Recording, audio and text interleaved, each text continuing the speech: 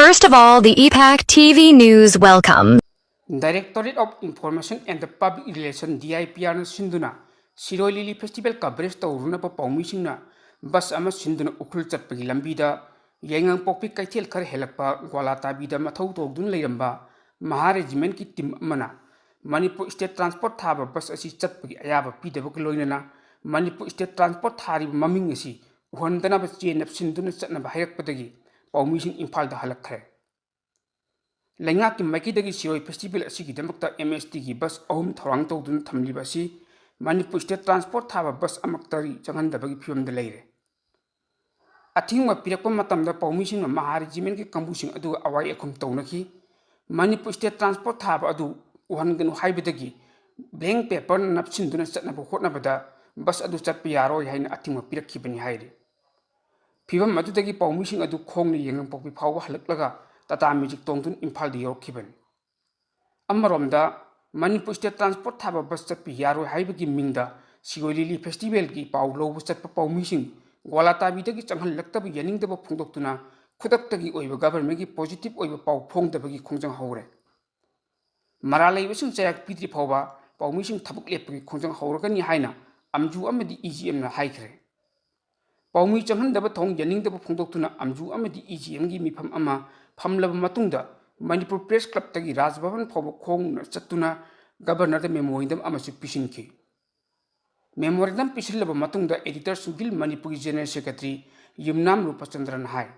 Manipur State Transport thaba gari chatpada thingba piba haibisi Manipur gi puari da amadi paumi gi oiba puari da amukda thokidri thawong asida chenabasing thidoktura maral gi matung ina matik chaba chairak pigadabani hauja khutak ko ina government gi positive oiba paw amata phongdaba negative oiba pausindi makhatana phongba haibidi haying phobing mangda mara leibising mathakta thabuk paikhatrabadi matam kaktana paumising thabuk lepagi khongjang chatagani nakalam romda thawong asibu yaningda phungtuktuna all Manipur war association amadi high court association na national integrity ngakna na ba leiriba security force na kangluk naiba chathrabadi sindokpum thoki hainasu phongdorle amaromda Basta MST thariba adu muthatlaga Siroi Lily Festival ki coverage tawbu chatliba government media oiriba DIPR ki official singna tongliba bus adu lambi de cookie singna nung thomdilaktuna akai atoi nangkhre thawdok adu da army ki maiki de gisu madu control tawna bu hotna bada khongjang chamsiliba cookie volunteer sing adu nongmai round kaya kaptun tangkhaina bu hotna ki hai mari leina ba pawa mana ngarang dagi hauduna ukul district ki bakshi ground na pangthokadaba manga suba state ki thakta pangthokpa state level Siroi Lily Festival haudokpagi thorom coverage tawnana ba Imphal ki DIPR complex tagi ukul tamna chatkhiba Manipur State Transport ki bus amada chatkhiba paumi singi team amana yengang pokpi tagi khar chatlaga leiba Senapati district ki manung chanba gola tabi yorokpada mafam maduda leiramba Maha Regiment ki kambu amana paumi singa tongliba MST bus aduda thariba Manipur haibu wahi adu lawthoklaga chatkadabani Manipur haibu wahi lawthoktrabadi chatpa yaroi haina athingba pirakhiba thawong adu Federation of Civil Society Organization Fox Manipurna akanba mongna condemn tawi loinana thawong asi PR gi makhata lengak eba state lengak asigi mamai ani longba pusial sengdaba mataw adu uthokpani haina lawidabagi maram leite haina Post ki Secretary Information and the Public Relations Neris Mangangna khuriak piduna thadurokpa chelaman haire Cherola sinhai tourism sector promote tukduna state asida tourism industry chakot handuna amadi state ki economy phagatna ba pandamda hauki sei kharigi matam asida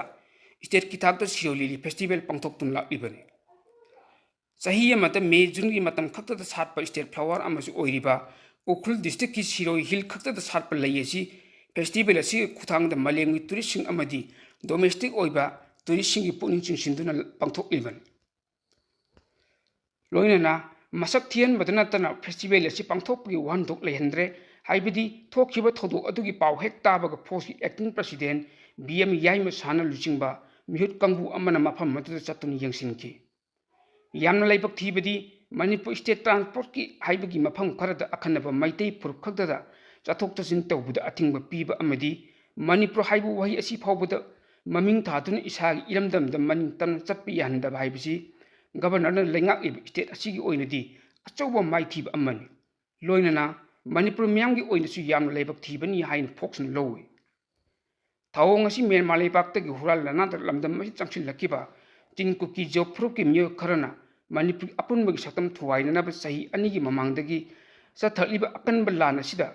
Government of India na miyamgi lengak lokthokduna PR thamakhada leiba lengak thamduna makhoina tawningba tawbu yananaba amadi tin kuki job fruki myo kharana talibu demand sing pithok khinanaba nakoinana hotnarabra haibisi ngasi pangthokkiba thodok asigi Manipurgi miyamda chawna chingnaba pholle loinana thodok asida chenari bazat regiment amadi siroi festival pangthokpada ait apan piba miyosing adui mathakta athuba matana chap chap action lokhatuna Manipur miyamgi puning phathanaba thabak paikhatkadabani hainasu posti chairperson makhatari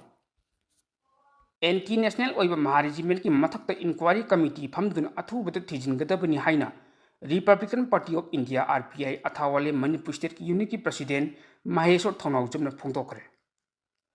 wafam asi state amadi tourism department sinduna ukhulda pangthokliba mangarak suba Siolili festival hawdokpagi tharung coverage tawba chatpa Directorate of Information and the Public Relations DIPR pawmising yauna Manipur State Transport MST gari amabu wala tabi hairiba mafam aduda duty tawduna layamba Maha-Regiment khamduna detain tawduna thambatana tana Manipur haibu hai adu muthatlu haibu khaknatana number plate muthatrabadi chatpa yaru hairakhiba thawdok adu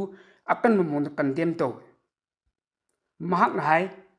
mamangi matam singda tourist singda samnaba lup kayana kian khangalakpa matamda lona bound tawba praja am oina isagi iramdamni khanduna chatliba matamda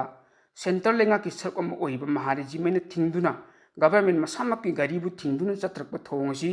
laibaki mayokta leiba anti national oiba force amani haibadu masana takchare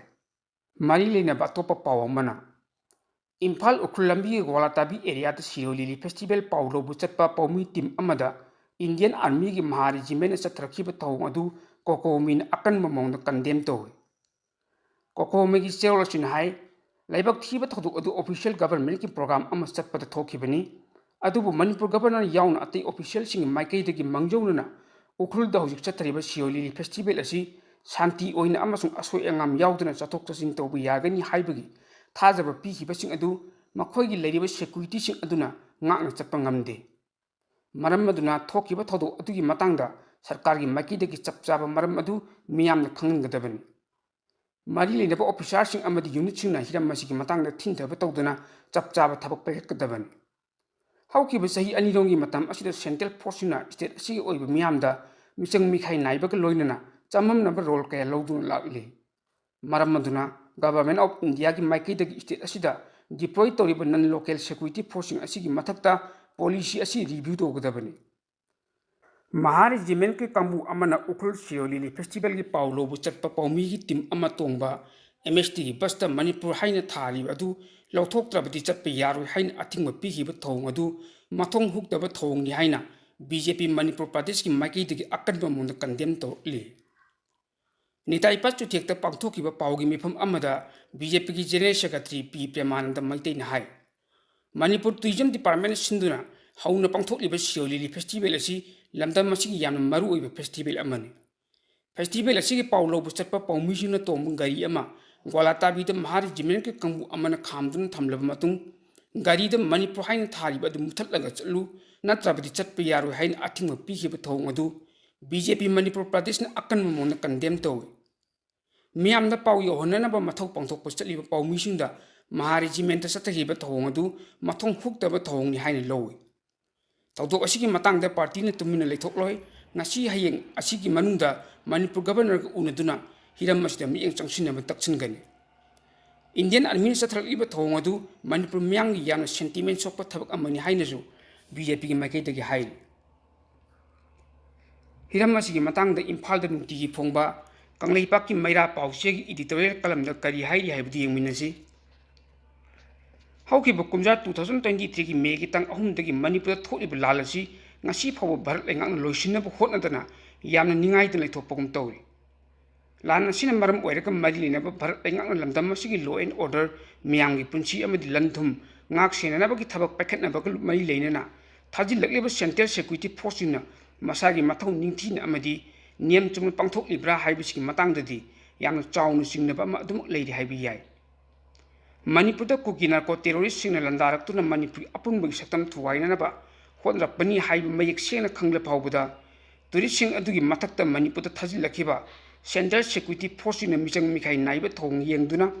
ꯃꯁꯥꯒꯤ ꯄꯥꯡꯊꯣꯛꯐꯝ ꯊꯣꯛꯄ ꯃꯊꯧ ꯑꯗꯨ ꯄꯥꯡꯊꯣꯛꯇꯨꯅ ꯂꯩꯈꯤ ꯍꯥꯏꯕꯁꯤ ꯃꯅꯤꯄꯨꯔ ꯃꯤꯌꯥꯝꯅ ꯈꯪꯏ ꯃꯗꯨꯅ ꯀꯨꯀꯤ ꯇꯦꯔꯣꯔꯤꯁꯁꯤꯡ ꯑꯁꯤꯕꯨ ꯀꯟꯈꯠꯇꯨꯅ ꯊꯝꯕꯗꯒꯤ ꯉꯁꯤ ꯐꯥꯎꯕ ꯂꯥꯜ ꯑꯁꯤ ꯆꯍꯤ 2 ꯍꯦꯟꯅ ꯆꯪꯁꯤꯜꯂꯛꯄꯒꯤ ꯃꯔꯝꯅꯤ ꯍꯥꯏꯅ ꯂꯧꯕ ꯌꯥꯏ ꯁꯦꯟꯇ꯭ꯔꯦꯜ ꯁꯦꯀ꯭ꯌꯨꯔꯤꯇꯤ ꯐꯣꯔꯁꯅ ꯃꯤꯆꯪ ꯃꯤꯈꯥꯏ ꯅꯥꯏꯕ ꯊꯕꯛ ꯇꯧꯏ ꯂꯣꯏꯅꯅ ꯃꯅꯤꯄꯨꯔ ꯃꯤꯌꯥꯝꯕꯨ ꯀꯔꯤꯁꯨ ꯂꯩꯇꯅ ꯈꯜꯂꯤ ꯍꯥꯏꯅ ꯌꯥꯝꯅ ꯁꯦꯡꯅ ꯇꯥꯛꯊꯣꯔꯛꯂꯤꯕꯁꯤ ꯁꯤꯔꯣꯏ ꯐꯦꯁꯇꯤꯚꯦꯜꯒꯤ ꯄꯥꯎ ꯀꯣꯚꯔꯦꯖ ꯇꯧꯕ ꯆꯠꯈꯤꯕ ꯃꯅꯤꯄꯨꯔꯒꯤ ꯄꯥꯎꯃꯤꯁꯤꯡꯅ ꯇꯣꯡꯕ ꯃꯅꯤꯄꯨꯔ ꯁ꯭ꯇꯦꯠ ꯇ꯭ꯔꯥꯟꯁꯄꯣꯔꯠꯀꯤ ꯒꯥꯔꯤ ꯑꯗꯨꯗ ꯃꯅꯤꯄꯨꯔ ꯊꯥꯏ ꯃꯗꯨꯅ ꯒꯥꯔꯤ ꯑꯗꯨ ꯇꯣꯡꯗꯨꯅ ꯎꯈ꯭ꯔꯨꯜꯗ ꯆꯠꯄ ꯌꯥꯔꯣꯏ ꯆꯠꯀꯦ ꯍꯥꯏꯔꯕꯗꯤ ꯒꯥꯔꯤ ꯑꯗꯨꯗ ꯊꯥꯔꯤꯕ ꯃꯨꯊꯠꯂꯨ ꯍꯥꯏꯅ ꯈꯪꯍꯜꯂꯛꯈꯤꯕ ꯑꯗꯨꯅꯤ ꯃꯗꯨꯅ ꯃꯐꯝ ꯑꯗꯨꯗ ꯉꯥꯛꯁꯦꯟꯕꯒꯤ ꯊꯕꯛ ꯆꯠꯊꯔꯝꯈꯤꯕ ꯃꯍꯥ ꯔꯦꯖꯤꯃꯦꯟꯠꯀꯤ ꯀꯥꯡꯕꯨꯅ ꯆꯠꯊꯈꯤꯕ ꯊꯧꯑꯣꯡ ꯑꯗꯨ ꯃꯅꯤꯄꯨꯔ ꯃꯤꯌꯥꯝ ꯑꯃꯗꯤ ꯃꯅꯤꯄꯨꯔ ꯂꯩꯉꯥꯛꯄꯨ ꯀꯔꯤꯁꯨ ꯂꯩꯇꯅ ꯈꯜꯂꯤ ꯍꯥꯏꯕꯗꯨ ꯇꯥꯛꯄꯅꯤ ꯂꯣꯏꯅꯅ ꯎꯈ꯭ꯔꯨꯜꯗ ꯄꯥꯡꯊꯣꯛꯂꯤꯕ ꯁꯤꯔꯣꯏ ꯐꯦꯁꯇꯤꯚꯦꯜꯗ ꯃꯩꯇꯩꯁꯤꯡꯅ ꯀꯨꯀꯤ ꯈꯨꯜ ꯐꯥꯎꯗꯨꯅ ꯆꯠꯄ ꯌꯥꯔꯣꯏ ꯆꯠꯂꯕꯗꯤ ꯍꯥꯠꯀꯅꯤ ꯍꯥꯏꯅ ꯂꯥꯎꯊꯣꯛꯈꯤꯕ ꯑꯗꯨꯕꯨ ꯏꯐꯣꯡ ꯐꯣꯡꯅ ꯁꯧꯒꯠꯄꯅꯤ ꯍꯥꯏꯅ ꯂꯧꯕ ꯌꯥꯏ ꯃꯅꯤꯄꯨꯔ ꯑꯁꯤ ꯚꯥꯔꯠꯀꯤ ꯑꯣꯏꯕ ꯃꯄꯨꯡ ꯐꯥꯕ ꯁ꯭ꯇꯦꯠ ꯑꯃ ꯑꯣꯏꯔꯤꯕꯅꯤ ꯚꯥꯔꯠꯀꯤ ꯁ꯭ꯇꯦꯠ ꯑꯃ ꯑꯣꯏꯔꯤꯕ ꯃꯅꯤꯄꯨꯔ ꯍꯥꯏꯕ ꯁ꯭ꯇꯦꯠ ꯑꯁꯤꯒꯤ ꯃꯤꯡ ꯑꯁꯤ ꯁ꯭ꯇꯦꯠ ꯑꯁꯤꯒꯤ ꯇ꯭ꯔꯥꯟꯁꯄꯣꯔꯠ ꯗꯤꯄꯥꯔꯠꯃꯦꯟꯠꯀꯤ ꯒꯥꯔꯤꯗ ꯊꯥꯕ ꯌꯥꯔꯣꯏ ꯃꯨꯊꯠꯀꯗꯕꯅꯤ ꯍꯥꯏꯕꯁꯤ ꯚꯥꯔꯠ ꯂꯩꯉꯥꯛ ꯑꯃꯗꯤ ꯚꯥꯔꯠ ꯁꯪꯕꯤꯙꯥꯟꯕꯨ ꯐꯣꯡꯅ ꯁꯤꯡꯅꯕꯅꯤ ꯍꯥꯏꯅ ꯂꯧꯏ ꯑꯔꯥꯟꯕ ꯊꯧꯑꯣꯡ ꯑꯁꯤ ꯃꯍꯥ ꯔꯦꯖꯤꯃꯦꯟꯠꯀꯤ ꯀꯥꯡꯕꯨꯅ ꯐꯣꯡꯅ ꯆꯠꯊꯕ ꯉꯝꯂꯤꯕꯁꯤ ꯃꯈꯣꯏꯗ ꯊꯧꯅꯥ ꯄꯥꯡꯒꯜ ꯍꯥꯞꯇꯨꯅ ꯑꯔꯥꯟꯕ ꯊꯧꯑꯣꯡ ꯑꯁꯤ ꯆꯠꯊꯒꯗꯕꯅꯤ ꯍꯥꯏꯗꯨꯅ ꯏꯟꯁꯤꯟꯕ ꯂꯩꯕꯗꯒꯤꯅꯤ ꯍꯥꯏꯅ ꯈꯜꯂꯤ ꯃꯗꯨꯅ ꯃꯅꯤꯄꯨꯔꯗ ꯊꯣꯛꯂꯤꯕ ꯚꯥꯔꯠ ꯂꯩꯉꯥꯛꯅ ꯊꯥꯖꯤꯜꯂꯛꯂꯤꯕ ꯁꯦꯟꯇ꯭ꯔꯦꯜ ꯁꯦꯀ꯭ꯌꯨꯔꯤꯇꯤ ꯐꯣꯔꯁꯁꯤꯡꯒꯤ ꯃꯐꯝꯗ ꯂꯝꯗꯝ ꯑꯁꯤꯒꯤ ꯃꯤꯌꯥꯝꯅ ꯊꯥꯖꯕ ꯉꯝꯗꯕ ꯍꯥꯏꯕꯗꯨ ꯑꯣꯏꯔꯤ ꯄꯥꯎꯃꯤꯁꯤꯡꯅ ꯎꯈ꯭ꯔꯨꯜꯗ ꯄꯥꯎ ꯀꯣꯚꯔꯦꯖ ꯇꯧꯕ ꯆꯠꯈꯤꯕ ꯈꯣꯡꯆꯠ ꯑꯗꯨ ꯅꯤꯌꯝꯒꯤ ꯃꯇꯨꯡ ꯏꯟꯅꯗꯤ ꯎꯈ꯭ꯔꯨꯜ ꯂꯝꯕꯤ ꯄꯔꯤꯡꯗ ꯉꯥꯛꯁꯦꯟꯕꯒꯤ ꯊꯕꯛ ꯇꯧꯔꯤꯕ ꯃꯍꯥ ꯔꯦꯖꯤꯃꯦꯟꯠꯀꯤ ꯀꯥꯡꯕꯨꯅ ꯄꯥꯎꯃꯤꯁꯤꯡ ꯑꯗꯨꯕꯨ ꯉꯥꯛꯁꯦꯟꯗꯨꯅ ꯎꯈ꯭ꯔꯨꯜ ꯌꯧꯅ ꯆꯠꯍꯟꯅꯕ ꯍꯣꯠꯅꯕꯗ ꯄꯥꯡꯕ ꯌꯥꯕ ꯃꯇꯦꯡ ꯑꯗꯨ ꯄꯥꯡꯕꯤꯔꯝꯒꯗꯕꯅꯤ ꯑꯗꯨꯕꯨ ꯃꯁꯤꯒꯤ ꯑꯣꯟꯅ ꯇꯩꯅꯕꯗ ꯄꯥꯎꯃꯤꯁꯤꯡꯗ ꯃꯅꯤꯄꯨꯔ ꯊꯥꯕ ꯒꯥꯔꯤꯗ ꯇꯣꯡꯂꯛꯏ ꯃꯗꯨꯅ ꯎꯈ꯭ꯔꯨꯜꯗ ꯆꯪꯕ ꯌꯥꯔꯣꯏ ꯍꯥꯏꯗꯨꯅ ꯑꯊꯤꯡꯕ ꯄꯤꯕ ꯍꯥꯏꯕꯁꯤꯅ ꯇꯥꯛꯂꯤꯕꯗꯤ ꯃꯩꯇꯩꯁꯤꯡ ꯍꯥꯠꯀꯅꯤ ꯍꯥꯏꯗꯨꯅ ꯂꯥꯎꯊꯣꯛꯈꯤꯕ ꯇꯦꯔꯣꯔꯤꯁꯁꯤꯡ ꯑꯗꯨꯒꯤ ꯃꯤꯆꯪꯗ ꯃꯍꯥ ꯔꯦꯖꯤꯃꯦꯟꯠ ꯀꯥꯡꯕꯨꯅ ꯐꯣꯡꯅ ꯁꯧꯒꯠꯂꯤ ꯍꯥꯏꯕꯗꯨ ꯇꯥꯛꯄꯅꯤ ꯍꯥꯏꯕꯗ ꯂꯥꯜꯂꯣꯏꯗ꯭ꯔ ꯈꯜꯂꯤ ꯃꯔꯝ ꯑꯗꯨꯅ ꯑꯔꯥꯟꯕ ꯊꯧꯑꯣꯡ ꯑꯁꯤ ꯆꯠꯊꯈꯤꯕ ꯀꯅꯥꯒꯤ ꯊꯧꯑꯣꯡꯁꯤꯅꯅꯣ ꯍꯥꯏꯕꯗꯨ ꯈꯪꯗꯣꯛꯅꯕ ꯚꯥꯔꯠ ꯂꯩꯉꯥꯛꯀꯤ ꯃꯥꯏꯀꯩꯗꯒꯤ ꯄꯥꯏꯈꯠꯄ ꯌꯥꯕ ꯊꯕꯛ ꯄꯥꯏꯈꯠꯀꯗꯕꯅꯤ ꯂꯣꯏꯅꯅ ꯊꯧꯑꯣꯡ ꯑꯗꯨꯗ ꯆꯦꯟꯅꯕ ꯃꯍꯥ ꯔꯦꯖꯤꯃꯦꯟꯠꯀꯤ ꯀꯥꯡꯕꯨ ꯑꯗꯨꯒꯤ ꯃꯊꯛꯇ ꯑꯋꯥꯡꯕ ꯊꯥꯛꯇ ꯏꯟꯚꯦꯁꯇꯤꯒꯦꯁꯟ ꯆꯠꯊꯗꯨꯅ ꯃꯈꯣꯏꯅ ꯇꯧꯈꯤꯕ ꯑꯔꯥꯟꯕ ꯊꯧꯑꯣꯡꯁꯤꯡ ꯑꯗꯨ ꯀꯅꯥꯅ ꯏꯟꯁꯤꯜꯂꯒ ꯇꯧꯍꯟꯕꯅꯣ ꯍꯥꯏꯕꯗꯨ ꯈꯪꯗꯣꯛꯂꯒ ꯑꯥꯏꯟꯒꯤ ꯑꯣꯏꯕ ꯂꯧꯈꯠꯐꯝ ꯊꯣꯛꯄ ꯊꯕꯛ ꯑꯗꯨ ꯆꯞ ꯆꯥꯅ ꯂꯧꯈꯠꯅꯕ ꯍꯣꯠꯅꯐꯝ ꯊꯣꯛꯏ ꯃꯗꯨ ꯅꯠꯇ꯭ꯔꯕꯗꯤ ꯃꯅꯤꯄꯨꯔꯗ ꯚꯥꯔꯠ ꯂꯩꯉꯥꯛꯅ ꯉꯥꯛꯁꯦꯟꯕꯒꯤ ꯊꯕꯛ ꯇꯧꯅꯅꯕꯒꯤꯗꯃꯛꯇ ꯊꯥꯖꯤꯜꯂꯛꯂꯤꯕ ꯁꯦꯟꯇ꯭ꯔꯦꯜ ꯐꯣꯔꯁꯁꯤꯡ ꯑꯁꯤꯗ ꯂꯝꯗꯝ ꯑꯁꯤꯒꯤ ꯃꯤꯌꯥꯝꯅ ꯊꯥꯖꯕ ꯊꯝꯂꯛꯇꯕꯗꯒꯤ ꯊꯣꯛꯂꯤꯕ ꯊꯧꯗꯣꯛ ꯑꯁꯤꯒꯨꯝꯅ ꯄꯥꯝꯗꯕ ꯊꯧꯗꯣꯛ ꯀꯌꯥ ꯍꯟꯅ ꯍꯟꯅ ꯊꯣꯛꯈꯤꯕꯁꯨ ꯌꯥꯏ ꯃꯁꯤ ꯊꯣꯛꯇꯅꯕ ꯚꯥꯔꯠ ꯂꯩꯉꯥꯛꯅ ꯂꯧꯈꯠꯐꯝ ꯊꯣꯛꯄ ꯊꯕꯛ ꯑꯗꯨ ꯆꯞ ꯆꯥꯅ ꯂꯧꯈꯠꯇꯨꯅ ꯃꯤꯌꯥꯝꯕꯨ ꯅꯨꯡꯉꯥꯏꯍꯜꯂꯨ ꯍꯥꯏꯕꯁꯤ ꯄ꯭ꯔꯖꯥ ꯃꯤꯌꯥꯝꯒꯤ ꯑꯄꯥꯝꯕꯅꯤ ꯊꯧꯕꯥꯜ ꯃꯣꯏꯖꯤꯡ ꯊꯣꯡꯖꯥꯎꯒꯤ ꯃꯗ꯭ꯔꯁꯥ ꯎꯁꯃꯥꯅꯤꯌꯥ ꯀꯦꯝꯄꯁꯇ ꯂꯩꯕ AR ꯃꯜꯇꯤ ꯏꯟꯇꯔꯄ꯭ꯔꯥꯏꯖꯦꯁꯇ ꯃꯣꯕꯥꯏꯜ ꯐꯣꯟ ꯃꯈꯜ ꯈꯨꯗꯤꯡꯃꯛꯀꯤ ꯑꯦꯁꯦꯁꯔꯤꯁꯤꯡ, ꯑꯦꯒ꯭ꯔꯤꯀꯜꯆꯔ ꯑꯥꯏꯇꯦꯝꯁꯤꯡ, 2-wheeler, 3-wheeler ꯑꯃꯗꯤ 4-wheeler ꯒꯥꯔꯤꯁꯤꯡꯒꯤ ꯃꯣꯕꯤꯜ ꯌꯥꯎꯅ ꯇꯣꯉꯥꯟ-ꯇꯣꯉꯥꯟꯕ ꯄꯣꯠꯂꯝ ꯀꯌꯥ ꯁꯨꯅ ꯌꯣꯟꯖꯔꯤ꯫ ꯃꯤꯌꯥꯝꯒꯤ ꯈꯨꯗꯣꯡꯆꯥꯅꯕꯒꯤꯗꯃꯛ ꯈꯜꯂꯒ ꯄꯣꯠꯂꯝ ꯈꯨꯗꯤꯡꯃꯛ ꯂꯧꯕꯗ ꯌꯥꯝꯅ ꯆꯥꯎꯅ ꯗꯤꯁꯀꯥꯎꯟꯠ ꯄꯤꯖꯔꯤ꯫ ꯃꯔꯝ ꯑꯁꯤꯅ AR ꯃꯜꯇꯤ ꯏꯟꯇꯔꯄ꯭ꯔꯥꯏꯖꯦꯁꯇ ꯂꯥꯛꯄꯤꯗꯨꯅ ꯈꯨꯗꯣꯡꯆꯥꯕ ꯂꯧꯕꯤꯌꯨ ꯍꯥꯏꯅ ꯏꯟꯇꯔꯄ꯭ꯔꯥꯏꯖꯦꯁ ꯑꯁꯤꯒꯤ ꯃꯥꯏꯀꯩꯗꯒꯤ ꯃꯤꯌꯥꯝꯗ ꯑꯄꯤꯜ ꯇꯧꯔꯛꯂꯤ꯫